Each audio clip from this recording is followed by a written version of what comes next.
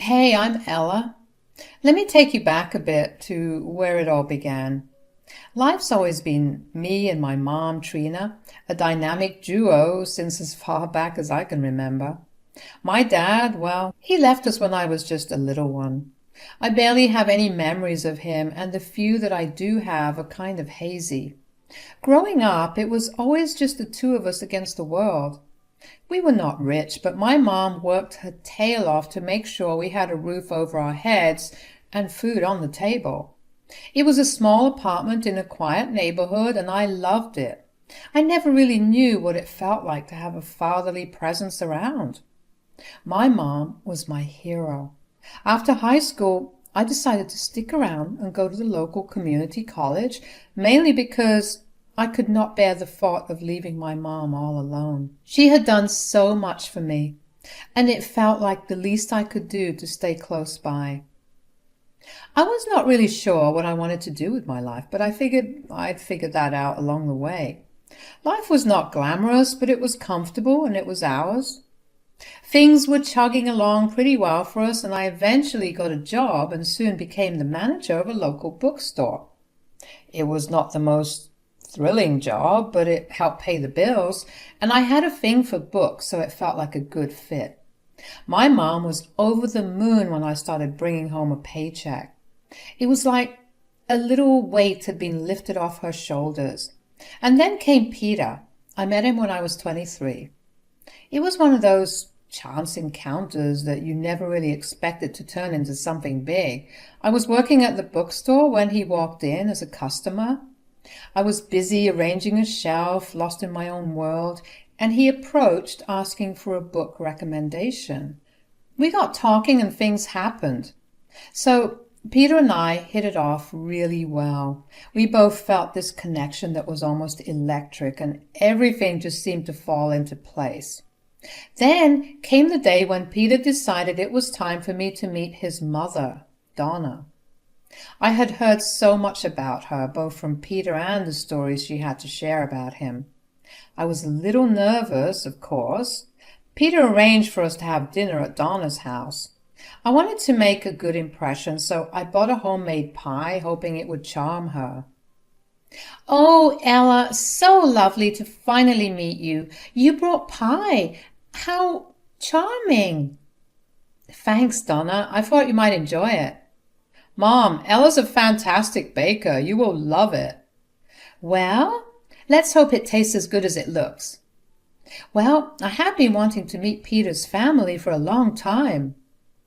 "Ella, speaking of family, how is your family life? I heard it is just you and your mother, Trina, and no father in the picture. Isn't that sad?" "Well, my mom and I are very close. We've always been there for each other." "So, Ella, your mom isn't remarried?" "No, she isn't." "Well, maybe she's the one who was problematic. You should not blame your dad for leaving, you know. Sometimes kids fail to see things the way they are." "Mom, I've met Trina. She's a wonderful woman." "Son, I'm going to be honest with you. In my opinion, single women often raise the most problematic daughters. I call it like I see it. They raise their daughters to be bossy. And Peter, weren't you into blondes? Ella here is a brunette, not very attractive in my eyes, and your ex-girlfriend was studying at an Ivy League school or something? And Ella runs a bookstore. This seems like quite a downgrade." "Mom, I did not choose Ella based on her job or her education. I chose her because of the person she is." "Your dad and I have always been hard-working. We saved for years to ensure you could go to a good college, and now this is the kind of woman you bring home? No offense to you, Ella, but there might be someone out there for you too, but it's just not my son." After that awkward dinner with Peter's mom, Donna, Peter apologized to me repeatedly for her behavior. He felt genuinely sorry that his mother was so critical, but I assured him that our love was strong and would not be easily shaken by someone's words. I knew that my mother-in-law could be tough to deal with, and I was determined not to let it get in the way of our relationship. In any relationship, it's crucial to take a stand when needed. But I also believe in being respectful. Peter and I were deeply in love, and we were confident in our decision to be together. We did not need anyone's approval but our own to know that we were right for each other. Over time, Peter and I grew even closer, and our love blossomed. He started talking about our future together, and not long after that, he asked me to marry him. When it came time to plan our wedding, Peter and I discussed the guest list, and we decided to invite Donna and a couple of Peter's close friends from his side. Unfortunately, Peter had lost his dad, and he didn't have many guests from his dad's side, so the guest list was a bit smaller. A few months before the wedding, we had shared our engagement news with Donna, and I could sense that she was not too thrilled about it. But that did not deter us from inviting her to the wedding. After all, Donna was Peter's mother, and we wanted to include her in our special day. We decided to visit her at her house to personally extend the invitation. "Hi, Donna. We wanted to talk to you about our wedding." "Oh, the wedding, huh?" "Mom, we'd really love for you to be there." "Yes, it's such an important day for us, and we want you to be a part of it."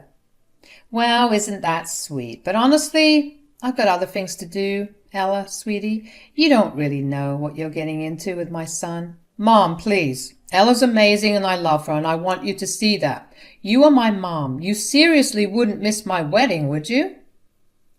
"Donna, we may have our differences, but this day is about love. We would love to have you there." "I'm just not sure it's a good idea, you know." Donna not showing up at our wedding was a real bummer, let me tell you.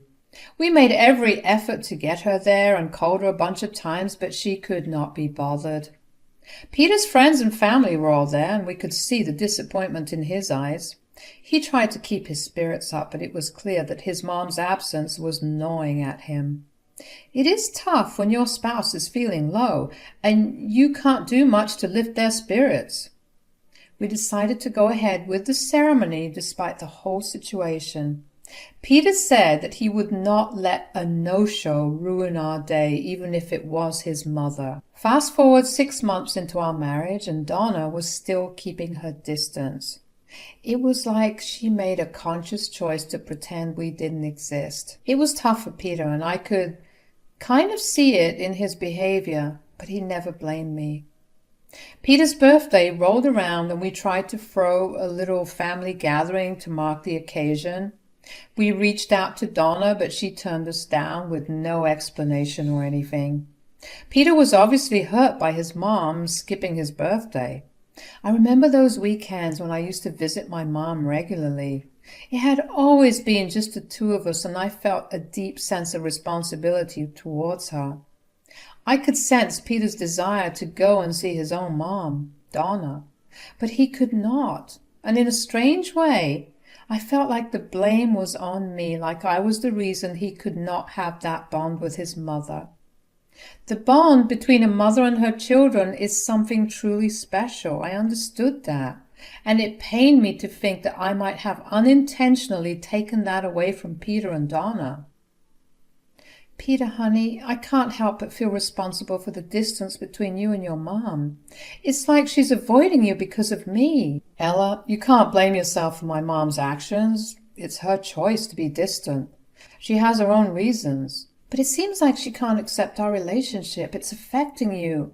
And I hate seeing you like this." "I know it's tough, but it's not your fault. I love you, and I would not want it any other way. We'll figure this out together." "I just want you to have the relationship you deserve with your mom." I decided it was time to take matters into my own hands. I could not bear to see Peter suffer because of his strained relationship with his mom, so one day, without telling Peter, I headed over to Donna's place. I was determined to have a woman-to-woman conversation with her, hoping to ask her to give me a chance. "Donna, it's been over 6 months. Don't you miss your son? He's been missing you, you know. Your son was really hurt when you did not show up at our wedding or his birthday. I understand you might not approve of me, but can you give me a chance for Peter's sake? I'm really close to my mom, and I can't even imagine not talking to her for that long. Peter respects you a lot, so maybe you can give me a chance at this. Ella, it's not that simple. You're not the woman I imagined for my son. I'm confident we can work something out, Donna. Just give me a chance, get to know me, and who knows, maybe we will discover some common ground. We might even find something we both like. Oh, please, Ella, you're nothing like me. I don't think we can ever get along, but I will give it a thought just because I miss my son way too much. So I got back from Donna's place not really knowing what to expect. I decided not to tell Peter about our little chat just yet. It felt like if it happened, it should be a surprise, and maybe it would be a pleasant one. The next Sunday, Donna reached out to Peter. She gave him a call and, surprisingly, told him that she was willing to give things a second chance. Donna even invited us over for dinner at her new place. It was a step in the right direction, and I could not help but feel hopeful. Things might just be looking up for Peter and his mom. We went to her place in the evening. I helped Donna a bit with the food first, while Peter enjoyed a can of beer.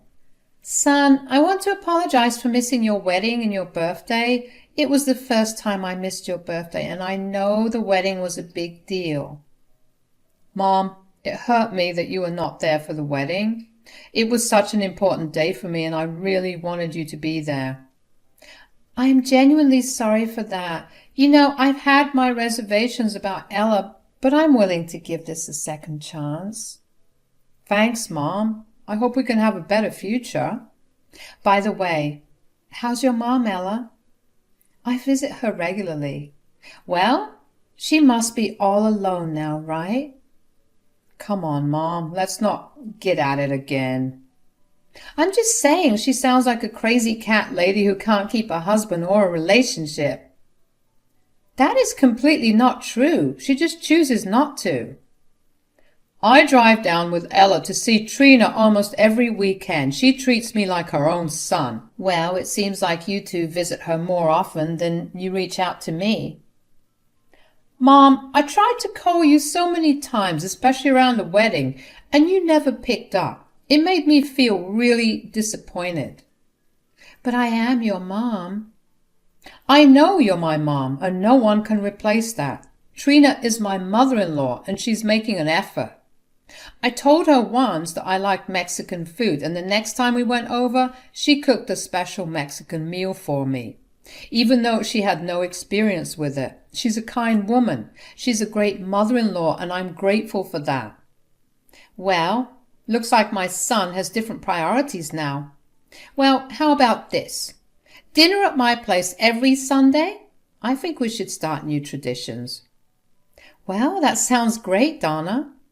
Mom, you have no idea how happy I am to see you make an effort like this. Well, it had been almost a year since Peter and I got married. And I have to say things were going great. Peter made me breakfast before he left for work every day. He would leave it on the kitchen counter with a little note, and it never failed to brighten my day before I went to the bookstore. He also surprised me with a bouquet of fresh flowers every Friday evening.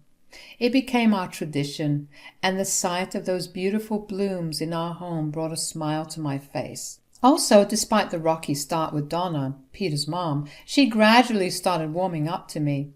She was not exactly my biggest fan, and she had some strong opinions about my mother, believing that she was problematic and had raised me to be a problematic daughter. But deep down, Donna wanted to rekindle her relationship with her son, which gave me hope. Our Sundays were reserved for visiting Donna. It had become a regular thing, almost a tradition. Donna would invite us over for dinner, and honestly, it was a step in the right direction.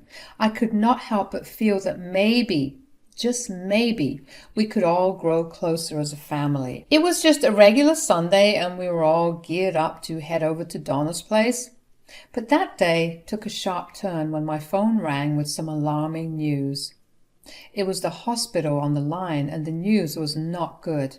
My mom had suffered a stroke and was being rushed to the hospital.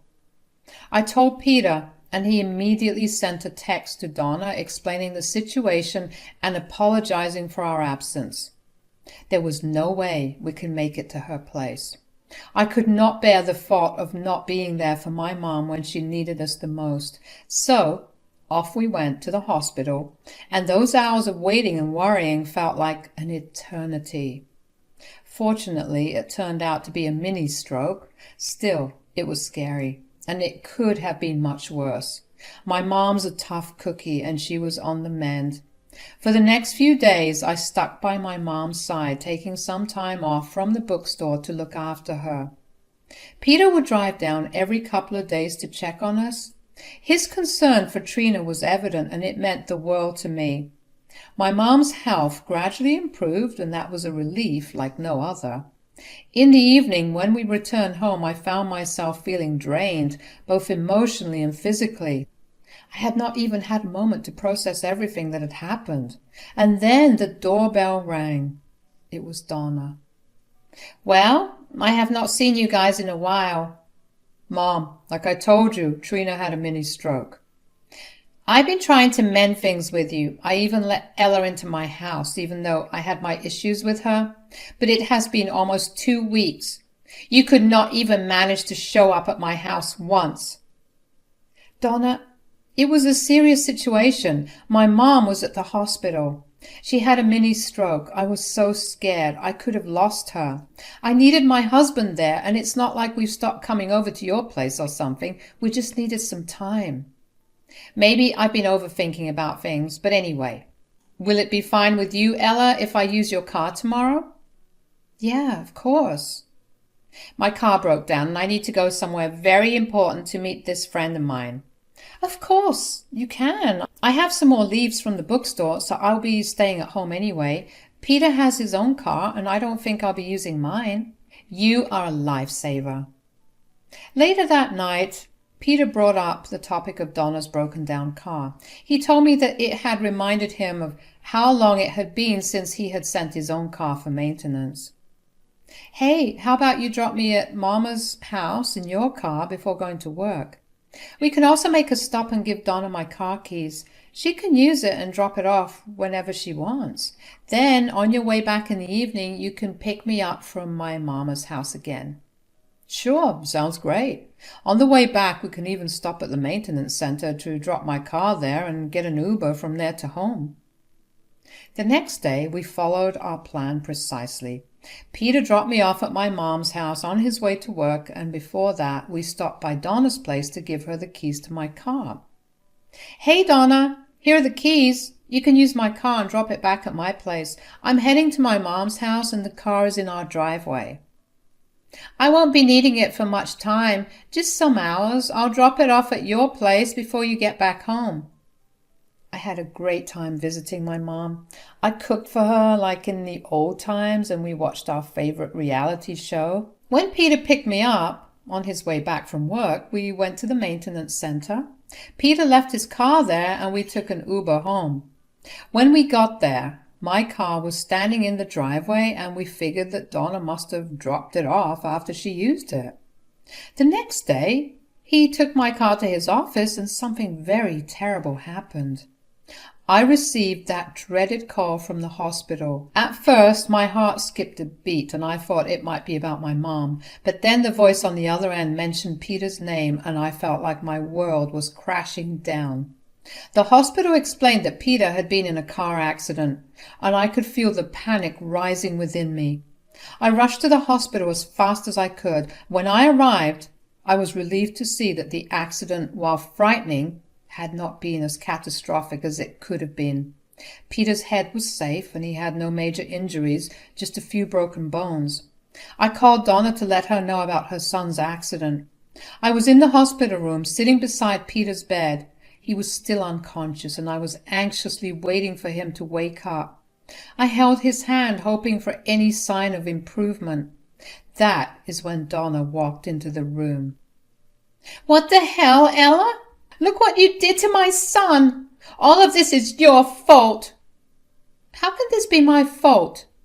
"You were supposed to get into that car and drive it, not Peter. Why did you let him drive your car?" "Are you serious? What are you trying to say? Just because of you, my son got into an accident. Oh my God, I can't bear the sight of him like this. He's so hurt. My poor son is in so much pain.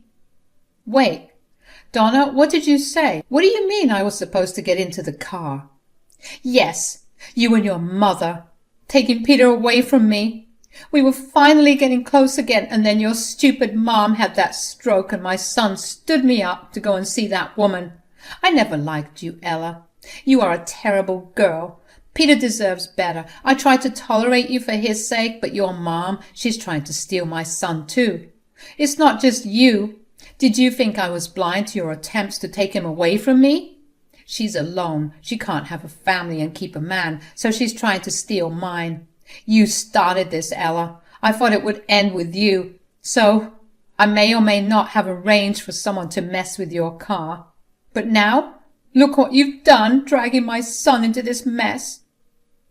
Mom, what's going on? Are you serious? Oh, Peter, babe, are you fine? Can you get my mom out of here? I don't want to see her face. Peter, thank God you're all right. This is all Ella's fault. You're just a bit misguided right now. I did all of this to protect you from Ella and Trina. Mom, you are just delusional. Just get out of here. I escorted Donna out of the room. Enough is enough. You tried to end my life, and look what happened. You hurt your own son. I won't let that go, Donna. You have insulted me and my mom repeatedly, but I gave you numerous chances, hoping one day you would accept me. In return, you tried to kill me.